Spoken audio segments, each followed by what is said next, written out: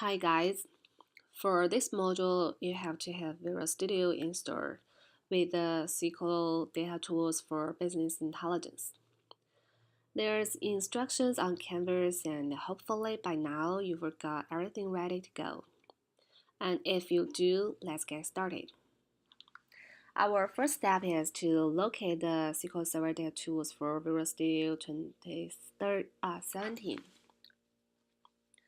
So just type the Visual Studio and this is what you should see.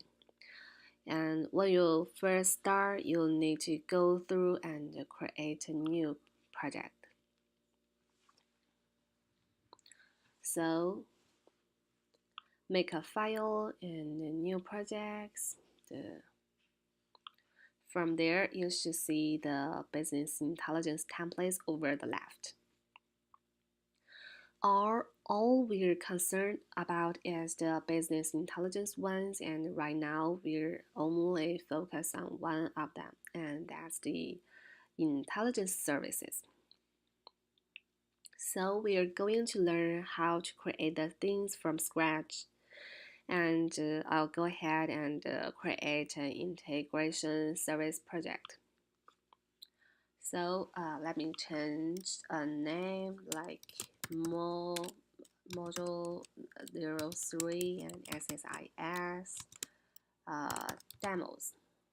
Okay, and you should select the location where you want the project saved in.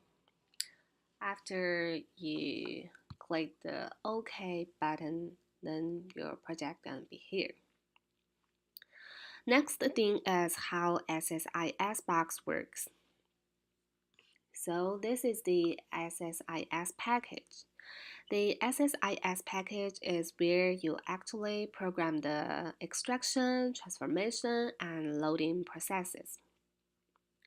So we'll look at it now and see how SSIS allows you to program for ETL.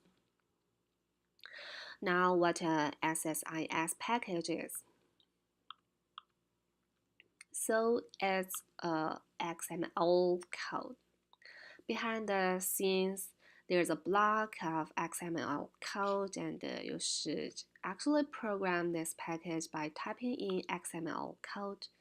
But personally, I don't think you'll find them much useful. Instead, what you typically do is you come over to the toolbox and you drag and drop feed tasks or controls from the toolbox onto the surface. Now there's a there's a controls or tasks. Some of them are like containers. And if you hear somebody says control or tasks, those are the same thing. So here is an execute SQL task. And to configure the task itself, I will right-click it and go Edit. So a dialog window appears, and from there, I can start doing my configuration. Configuration here changes the behavior of the task as if you had just programmed the code in XML. So, for example, as I put a SQL statement. This particular task is used to execute the SQL statements. So I'll make up a SQL statement. Select star from my demo 03 table. Okay, after I click the OK, and then I view the code, go to the source code again, and I'll see that my select statement that I just typed in is here.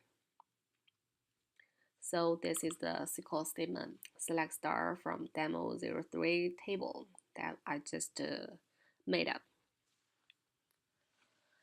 Now you can see quite clear that what you are doing when you're dragging and dropping tasks from the toolbox onto the surface and then configuring those tasks is programming.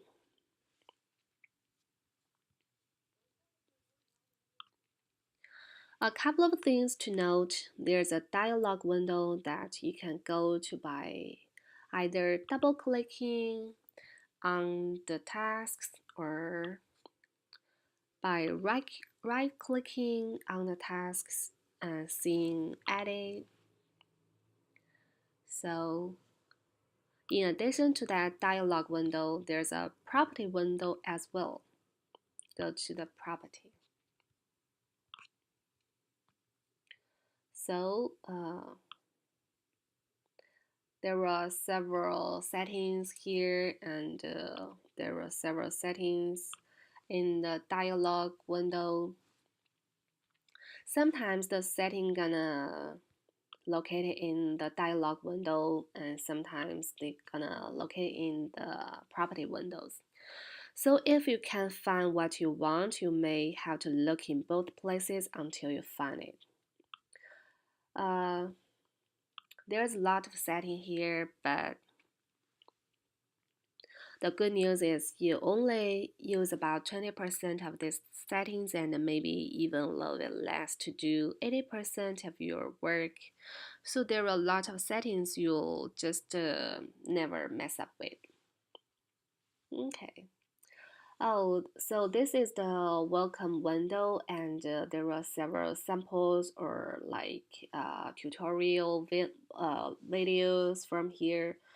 I encourage you to look at those videos, and those are really cool tutorials. Okay, the next thing to do is to learn how to actually go ahead and work with different tasks as you're at your proposal by using the SSIS tool or SSIS package. So see you in next video.